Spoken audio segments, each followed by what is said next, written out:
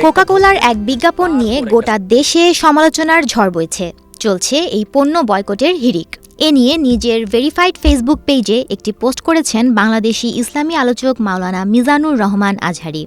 মঙ্গলবার করা ওই পোস্টে তিনি বলেন, কোরবানির আগে আগে বিজ্ঞাপনটা অনেকটা পাগলকে সাঁকো না নাড়ানোর অনুরোধের মতোই হয়েছে। পণ্য বয়কটের মুভমেন্ট খানিকটা ঝিমিয়ে পড়েছিল, এবার নতুন করে আরও চাঙা হবে।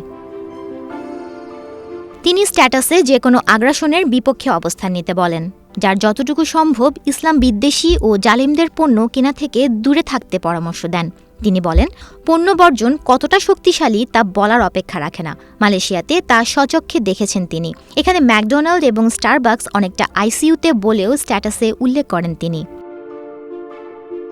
তিনি আরও বলেন, বর্জন এবং জনসচেতনতা চলবে একই সাথে। শুধু পণ্যই নয়, ইসলাম বিদ্বেষী সবকিছুকেই বর্জন করতে হবে। সবশেষে তিনি আশা প্রকাশ করে বলেন, ঈদ যেন ত্যাগের মহিমায় উদ্ভাসিত হয়, চিহ্নিত সকল ইসলাম বিদ্বেষী পণ্যমুক্ত হয়। এদিকে কোকা-কোলার বিজ্ঞাপনটিতে মডেল ছিলেন অভিনেতা শরাফ আহমেদ জীবন, শিমুল শর্মা, আবদুল্লাহ আল সেন্টু প্রমুখ। বিজ্ঞাপনটি প্রচারের পর কোকা-কোলা বয়কটের পাশাপাশি অভিনয়শিল্পীদের বয়কটের হুমকি দিয়েছেন নেটিজেনরা। বিভিন্ন গ্রুপ থেকে শুরু করে অনেকে নিজের ফেসবুক আইডিতে পোস্ট করে বয়কটের ডাক দিয়েছেন।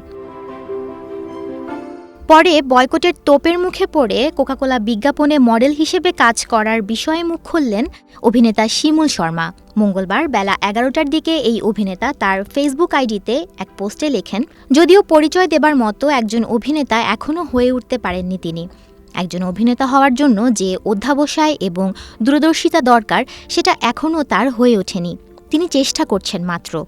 তাই হয়তো না বুঝে করা কাজ আজ তার দর্শক তথা তার পরিবার ও দেশের মানুষকে কষ্ট দিয়েছে। ভবিষ্যতে কোনো কাজে অভিনয় করতে গেলে তার দেশের মূল্যবোধ, মানবাধিকার, মানুষের মনোভাবকে যথেষ্ট সম্মান দিয়ে বিবেচনা করে তারপর কাজ করবেন বলে জানান। তার ভুল ত্রুটিকে ক্ষমাসুলভ দৃষ্টিতে দেখার অনুরোধও করেন এই অভিনেতা। ভবিষ্যতে তিনি যেন একজন বিবেকবান শিল্পী হয়ে উঠতে পারেন, তার জন্য সকলের শুভকামনা আশা করেন। সুমনা মুস্তফা, প্রবাস খবর।